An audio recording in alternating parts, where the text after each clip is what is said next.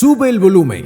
El Salvador, un país más pequeño que algunos campos de entrenamiento, lleva uno de los corazones más ruidosos del fútbol mundial. Suena el himno, ondean las banderas azules y la selecta sale a la cancha como un equipo que se niega a ser medido por población o por presupuesto. ¿Quieres historia? ¿Drama? ¿Leyendas? ¿Tropiezos? ¿Milagros? ¿O una afición que trata un amistoso de martes como una final? Llegaste al lugar correcto, pero ¿cómo llegó este equipo hasta aquí? ¿Qué lo hace diferente y hacia dónde se dirige? Abróchate el cinturón y sí, hablaremos de Mágico. Claro que hablaremos de Mágico González, pero también de jóvenes que irrumpen, dolores de crecimientos tácticos y por qué los próximos 2 años podrían ser los más importantes en décadas. ¿Listo? Pues vamos. La historia internacional de El Salvador comienza en septiembre de 1921, cuando el equipo participó en un torneo centenario por la independencia centroamericana. En aquel entonces el uniforme era de rayas blancas y negras, un aspecto de seriedad de la vieja escuela, antes de la era de los botines de colores. Para 1935 llegó el azul, y con él, una identidad visual que se mantuvo. La Federación FESFUT tomó forma ese mismo año.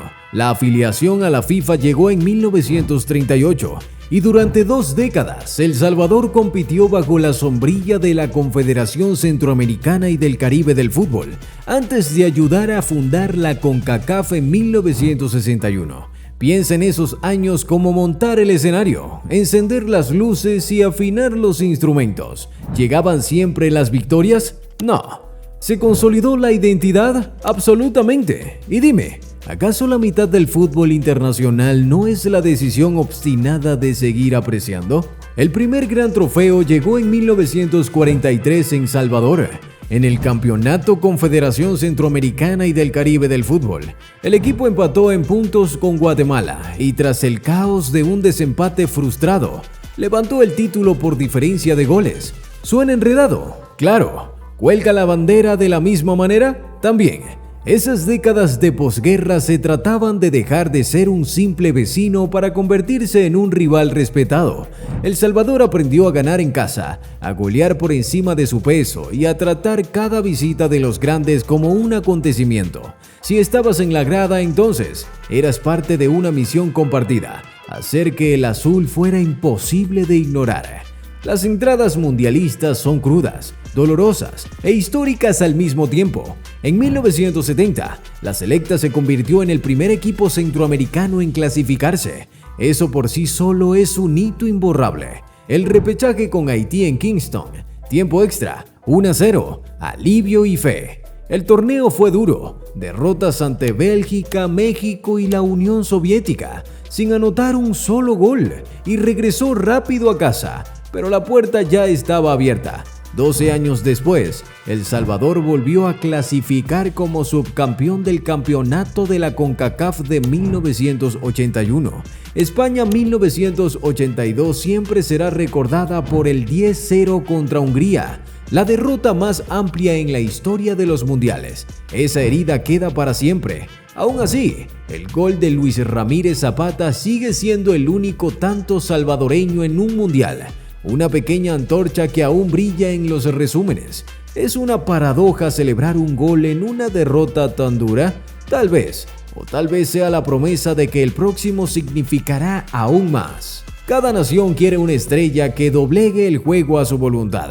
El Salvador tiene una. Jorge Mágico González pertenece a la selecta, al Cádiz y a la imaginación nocturna de quienes adoran a los dribladores que juegan como si oyeran otro ritmo. El toque de Mágico era terciopelo, sus giros un plot twist, su visión un pase adelantado al tuyo. Maradona lo amaba, las multitudes lo adoraban. Los entrenadores toleraban su espíritu libre porque ¿cómo sientas a la alegría? Vistió el azul en 1982, deslumbró en España con el Cádiz y le dio a El Salvador un ícono eterno. Hoy el Estadio Nacional lleva su nombre, Estadio Nacional Jorge el Mágico González. Y con toda justicia, pregúntate, ¿Qué es una nación futbolera sin un poeta? Para El Salvador, el poeta jugaba con el 10 en la espalda. Si mágico era fantasía, Raúl Díaz Acre era ejecución. 39 goles en 78 partidos, un registro que hace asentir con respeto a los delanteros. Fue el primer gran emisario salvadoreño a la naciente MLS, anotando 23 en su temporada debut con DC United y consiguiendo títulos en 1996 y 1997. Incluso escribió historia en los playoffs con el primer hat-trick de la liga. La selección nacional se apoyó en sus movimientos e instinto en los años 90 como una silla que jamás se tambalea. Clínico, confiable, implacable.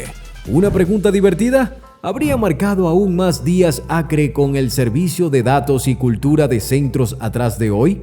Los defensores agradecen que nunca lo sabremos. La selecta moderna ha tenido su corazón en Darwin Serén.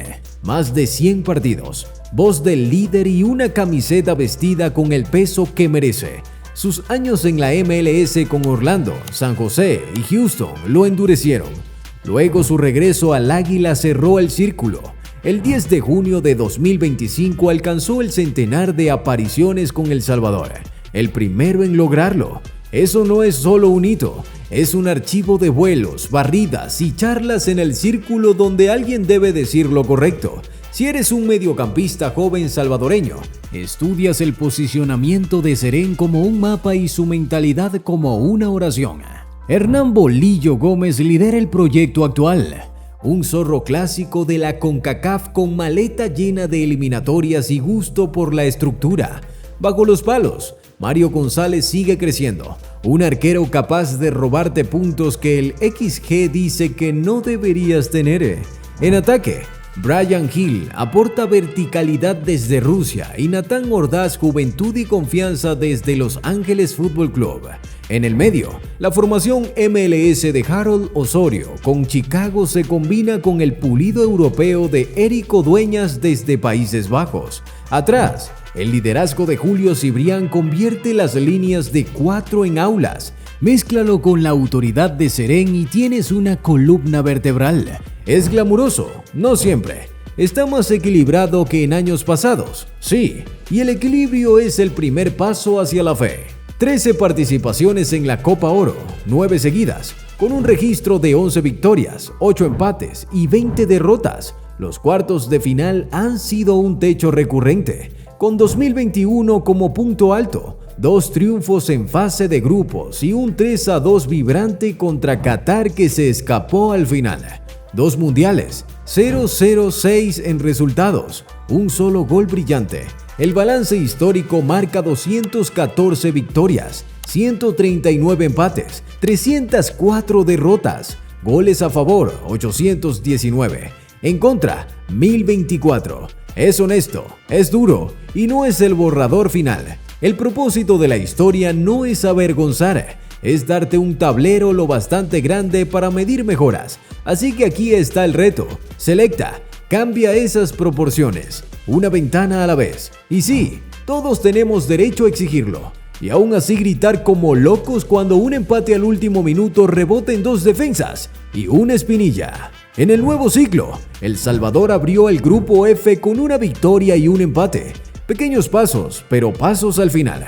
El objetivo es simple y enorme: llegar al Mundial 2026. Una primera aparición desde 1982 lo cambiaría todo, desde atraer binacionales hasta patrocinios y la banda en el aeropuerto. El plan de Bolillo es pragmático: mantener el bloque defensivo, ahogar transiciones, robar jugadas a balón parado y volver incómodos los partidos de visitante. ¿Será suficiente? Dependerá de la contundencia en el área, sobre todo en los días en que el medio no cargue al equipo. ¿Qué delantero se convertirá en el nombre de los carteles? ¿Y quién se ofrece a ser el villano en un estadio rival tan callado que se escucha la bandera del córner? El Estadio Cuscatlán es el monstruo en la colina, el coloso de Montserrat, la catedral del espectáculo, casi 46,000 asientos, el escenario más grande de Centroamérica y un sonido que llega como ola. Si eres rival, calientas en Cuscatlán y te preguntas si el túnel es más estrecho, el césped más pesado y el cielo más ruidoso. De eso se trata. La localía es un arte y la nación la respalda con inversión. A través de Prodeporte, el país destinó más de 100 millones a infraestructura deportiva, con 22 millones en renovaciones del Estadio Nacional Mágico González. Mejoran los campos de entrenamiento, los vestuarios se sienten profesionales y las áreas de recuperación dejan de ser chistes en redes. ¿Ves el patrón? Instalaciones, éxito juvenil, estabilidad en mayores. Así se construye una escalera, no una escalera frágil que se rompe. El fútbol doméstico sigue orbitando 3 clubes que nunca descendieron. Club Deportivo FAS, Águila y Alianza. FAS lidera el conteo con 19 títulos de liga y una Copa de Campeones de la CONCACAF en 1979, la firma de un gigante. Águila responde con 17 y una corona continental en 1976. Alianza completa el triángulo orgulloso, terco y siempre peligroso. La primera división se juega en formato apertura y clausura desde 1998, un ritmo que mantiene ocupado el calendario y frescas las listas de ojeo. ¿Quieres un chiste que todo salvadoreño entiende? Pregúntale a un fanático de FAS si una camiseta de Águila se quema a menor temperatura. Pregúntale a un aguilucho cuántos títulos de Alianza caben en una maleta de mano. La rivalidad es condimento, la unidad es el guiso. Seamos honestos, la definición ha fallado a la selecta en partidos cerrados. Los mano a mano se vuelven postales de atajadas. Las llegadas al primer palo llegan tarde. Los cabezazos van muy centrados. La solución es parte talento, parte repetición. Los delanteros necesitan repeticiones en caos. Los extremos deben practicar centros de primera hasta medianoche. Los mediocampistas tienen que disparar cuando la gente todavía inhala. La profundidad también es escasa. Una lesión y todo un costado cambia de tono. Por eso importa el éxito sub-17, porque la profundidad se construye, no se desea. Y de visita, los nervios son reales. El antídoto es la rutina, mismo horario de viaje, mismo calentamiento y primeros 5 minutos con pases simples que puedes dar bajo presión. Lo aburrido es bello cuando roba oxígeno a los nervios. El Salvador ha llegado a 9 Copas Oro consecutivas. El salto es hacer de los cuartos el piso, no el sueño. 2 fases de grupos sólidas deben ser la expectativa. Luego juegas con las cartas a favor en los cruces. Las eliminatorias mundialistas ofrecen palanca también. Una ventana fuerte ayuda a atraer binacionales que quieren minutos ya, no promesas lejanas. Y el canal de la diáspora, especialmente con academias MLS y europeas, es un activo. El pedido es claro, llamar temprano, ser honesto sobre roles y demostrar que el entorno trata a los jugadores como profesionales. Te sorprendería lo que pueden hacer un gimnasio moderno, un plan de nutrición y un traductor para un adolescente lejos de casa. La selecta no es un cuento de hadas, es un proyecto. Lleva un siglo de recuerdos, una leyenda cuyo nombre ilumina un estadio, un capitán con 100 partidos y una nueva generación que acaba de hacer historia en el sub-17. Posee una fortaleza en Cuscatlán, una cultura de rivalidad que afila el acero y una afición que nunca aparece a medias. Y sí, todavía carga cicatrices que hacen el escudo más pesado. El próximo paso es fácil de decir y difícil de lograr. Convertir pasión en puntos y puntos en torneos que reescriban la narrativa de una vez por todas. Así que aquí está la pregunta que debería estar en cada peto de entrenamiento y pizarra, de San Miguel a Santa Ana. Cuando suena el silbato y el partido se pone feo, ¿quién escribe el momento ganador? Si El Salvador encuentra esa respuesta con suficiente frecuencia, el continente dejará de llamarlos aguerridos y empezará a llamarlos peligrosos.